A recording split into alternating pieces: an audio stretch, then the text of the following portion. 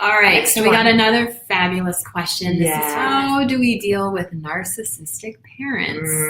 So we started to open up this box last week, and we are actually going to continue next week, but we definitely wanted to acknowledge your question and offer some response today, and then we'll pick up more next week. So. So this is it's a big question. There's lots of different components. I think the first place that my therapeutic heart goes to when I hear how can I kind of manage narcissistic parents, it really is ultimately about this concept of stepping in and reparenting yourself, right? The beautiful thing about becoming an adult is that we are no longer like a helpless victim to our home environment. We're not trapped, at least physically anymore, by needing those people to be able to take care of us and care for us in a way that's going to help us to survive and to thrive. When we become an adult and we are out of that space physically, of course, emotionally, as we've talked about, there's still those younger components that can still want and need, to be seen, to be heard, to be loved, to be valued. Right. Oftentimes we repeat what we do in childhood, and that is we hand over our power to our attachment figures and say, please, I'm going to show you who I am, and I'm going to give you my heart, and then you can tell me if this is worthwhile or not. And unfortunately, when you have narcissistic parents, again, unfortunately, by definition, a narcissist, because of their own internal lack of value, they can never applaud or value somebody else, because other people shining is actually a threat to their own very tenuous sense of self. Okay? So a narcissism is actually a defense mechanism against an internal state of lack of self-worth. Okay, so narcissists are actually quite vulnerable, don't have a sense of self-worth, and actually feel pretty barren and empty inside. So they're always needing, as a defense mechanism, to show to the world how great I am and tell me how wonderful I am, and I'm going to show you my next song and dance, and then you can tell me how wonderful I am. And it's this unconscious defense mechanism. So if you're a child and you say, hey, I need you to see a piece of me that's really wonderful, and you give it to them, or that I'm proud of, we would hope that a parent would then, put their child's needs before their own. But unfortunately, the narcissism is bigger than the parent trait. And they will always, unfortunately, have to either turn it back on themselves. They will feel immediately threatened, then find something within you to criticize, which is just like heartbreaking but true. Tear you down to build themselves up. Exactly. That's just what it is all the time. Exactly. Or start telling you about like a problem that they're having. Problems bigger. And you will always feel disappointed. Okay? Always. Yeah. Go ahead. Yeah, to piggyback on that, I think part of the therapeutic task within yourself is to see this pattern and to break that cycle of that childlike thinking. Maybe next time if I go back with something bigger or better or shinier or more wonderful, that this time they will see I really am valuable or worthy. This time they will get it. And that's fantasy thinking that we carry from childhood, because we're supposed to think that way as kids. But as adults, it can hurt us. Yeah, exactly. This goes back to that egocentrism, normal developmental egocentric thinking. And that is, if they don't love me, if they can't applaud me, it must be because I'm not good enough. That's right. So let me just keep working harder, getting better grades, making more money, doing more for them. And then they're finally going to see me and they're going to give me what I need, right? But it will never happen. It just will never happen. So I think the first step is to be able to provide this for yourself, okay? And I promise you, it will work, okay?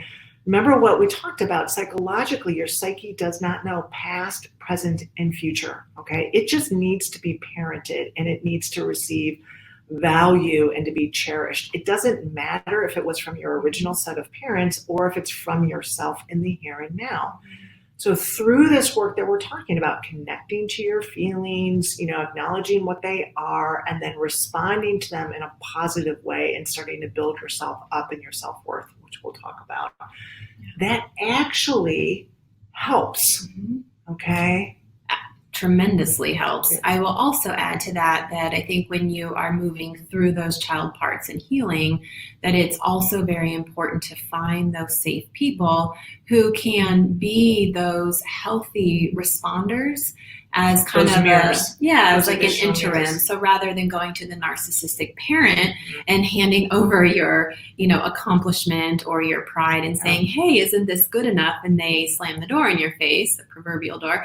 Right. Bring this pride and this accomplishment to a safe other and say, hey, look at this, and actually get a loving, attuned response that says, oh, I see you. That is wonderful. Good for you. Yeah. I'm so proud of you. I'm so happy for you. Because that experience, even if it happens as an adult, you can internalize. That can become part of then your parenting template within yourself. So I think it's great when you can have those experiences with other people to then become your new model, right? You have this old model from your parents. It doesn't work. So now you can work with safe others to get that new model so that then you can bring that into yourself and do what you're talking about. Yeah, absolutely. So a lot of you have current interactions, with your parents. And I think another necessary component of this, and this is really hard, this doesn't have to be in an all or none manner, but you really do need to stop stepping forward into those relationships with your heart in your hand and saying, please here, let me tell you about what I did today. Can I tell you about what I, hope that you can see?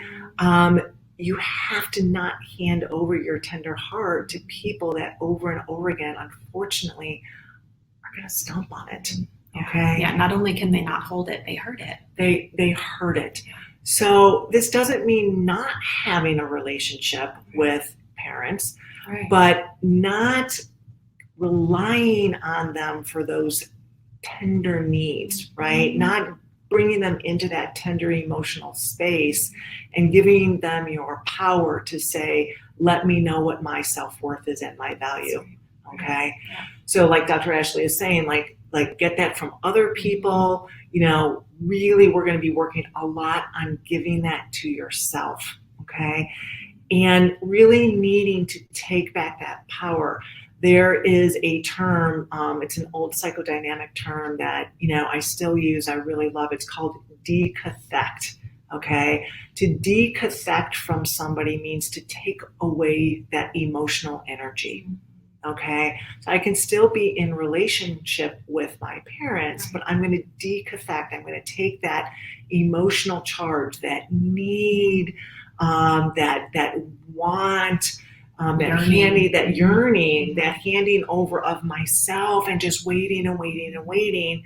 So that then, you're only kind of like stomped on and disappointed. Right.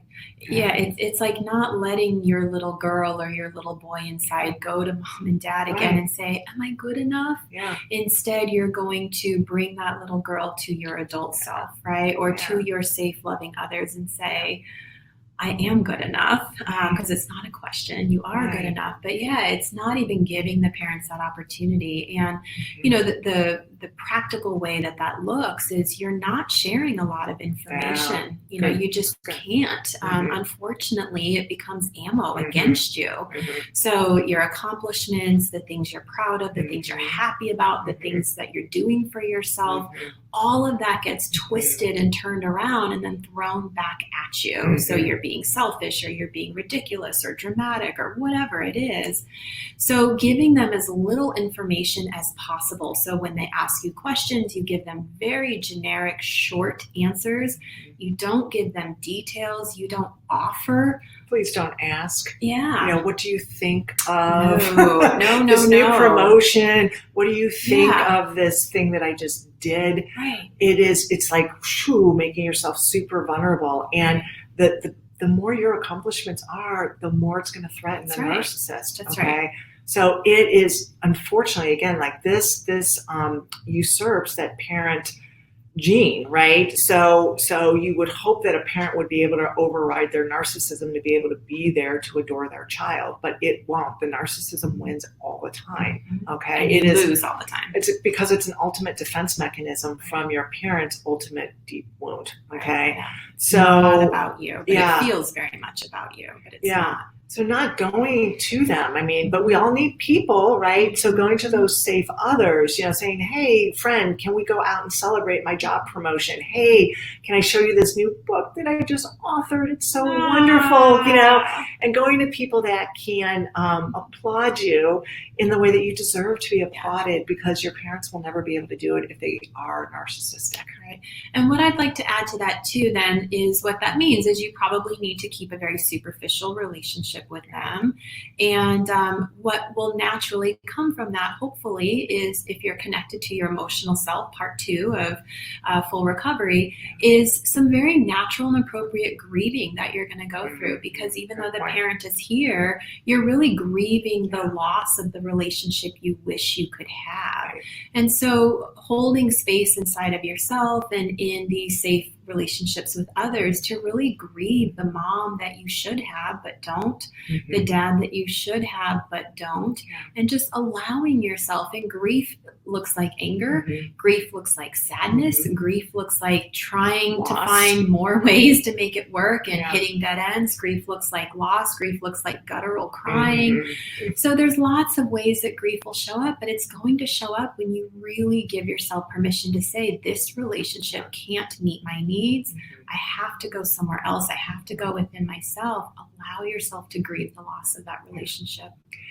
Yeah, unfortunately, there has to be kind of an ending or a death. And I don't mean to be dramatic with that, but there does need to kind of be that grieving and that ending for then the door to eventually open up to the new, right? Exactly. So the more we can grieve the loss, really feel it, right? It will reconcile. And then you can move forward and you can embrace new relationships where you're actually going to get those needs fulfilled, which feels really good. And this is the bonus point. Then you're going to be able to be in relationship with your parents without anger or resentment. That's right. Because you probably get angry because every time that you go to them to meet those needs, you get just yet another experience of them not fulfilling it. You get wounded, you go through those cycles. So this way you can actually go and have a relationship with them based on what they are able to give. That's right. Some more superficial connection, maybe some, kind of interactions that, are somewhat obligatory, but, okay. Right. Or maybe they're fun, maybe you can do superficial fun things, but it just can't go to a deeper level. There's lots of ways that this can look, but it's getting to that place of peacefulness and acceptance within yourself, that this is how it is with them, but it doesn't have to be this way within you. Yeah. And knowing that those needs will in fact get met, just not from, the people that you had originally wanted. That's right. Yeah. So, so hopefully that helps. I got